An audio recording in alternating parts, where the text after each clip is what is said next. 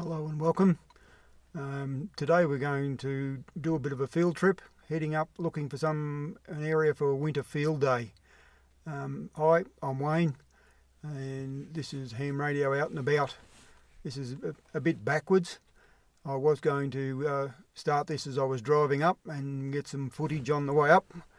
What happened is that I've got a few rattles here in the car from bits and pieces I've got, and it was too annoying, and the more I tried to stop it, the worse it got. So I've actually travelled all the way up.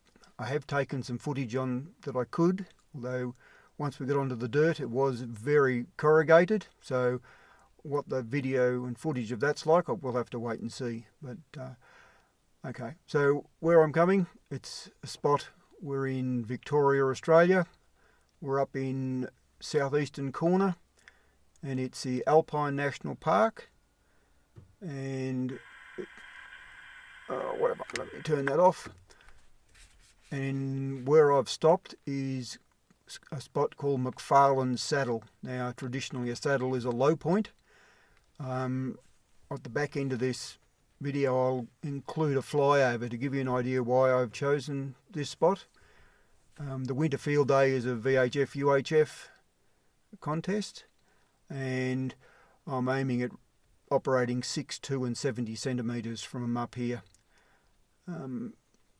Looking from here, seems to be in a bit of a hollow, but the main direction from here for contacts will be Melbourne for me, or in the Melbourne vicinity, which is due west, and then to the northeast towards Canberra, Sydney would be the majority of them. Now, from this location, I'm currently at 1,500 metres above sea level.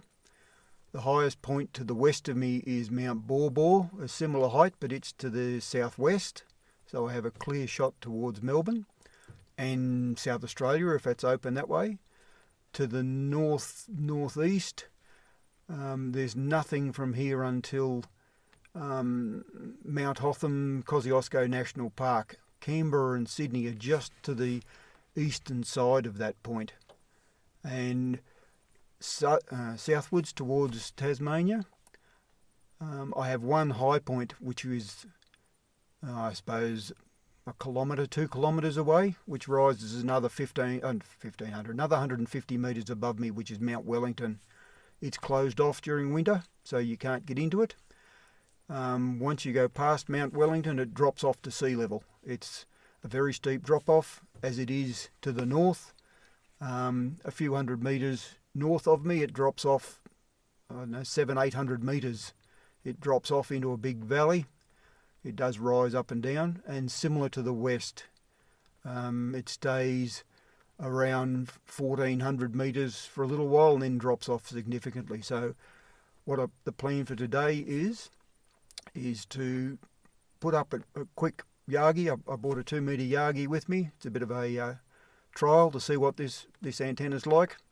I haven't used it before, and see if I can hear any of the 2-metre beacons and see where we go from there. So I hope you enjoyed the travel up. As I said, it is a bit disjointed for those that haven't been up into the Victorian high country. Welcome.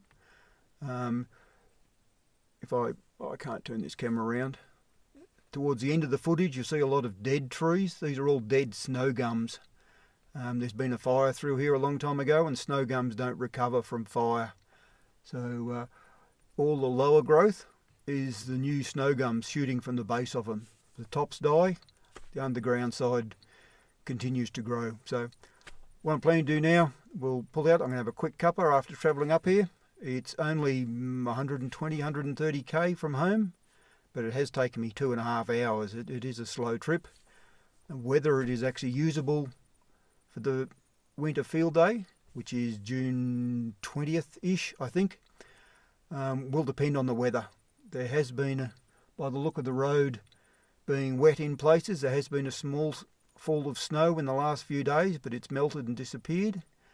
The biggest headache is getting a decent dump of snow, and this road's closed. So maybe we won't, but we can have a look and see its feasibility for later on in the year for the summer field day. So thank you, and I hope you enjoy the footage. I will do one for a separate video for the setup here, a bit of a trial and error to see how things work, and then a full setup later on. So thank you for watching.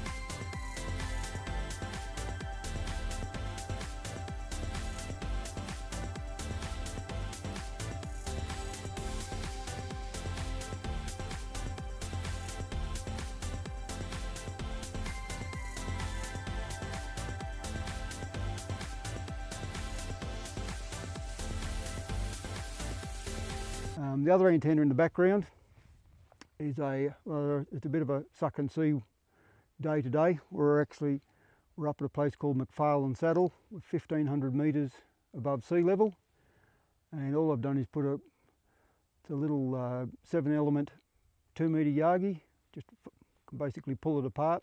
I end up with the boom's the longest piece, and the others are just elements mounted on it's a pole for concreting, for the screeding pole. It's actually retracted. It actually extends another 2.5 metres vertically. So it was a bit of a trial weekend just to come out and try it, see how it went, see what I could hear from up here. It's one of the highest points round, so for field day work it looks good. Tried it. The antenna is a Justin G0 KSC antenna. It's spot on from the word go, although I did break a mount putting it up this morning, so that was a good start. I have to do a little bit better than that. I'll do a separate video on it and the 70cm yagis, how they go together, and the plans for those later on. But haven't been up in the Victorian high country. We are located, as I said, the area is called McFarlanes Saddle. We're 1,500 metres above sea level. The highest point from here, if I move over this way a little bit and come up a little bit, if I look northish, which is probably straight into the sun, we go over that little rise and then drop off 700 or 800 metres into a valley, and it stays down that way. Let me just come up here onto the road. View basically east.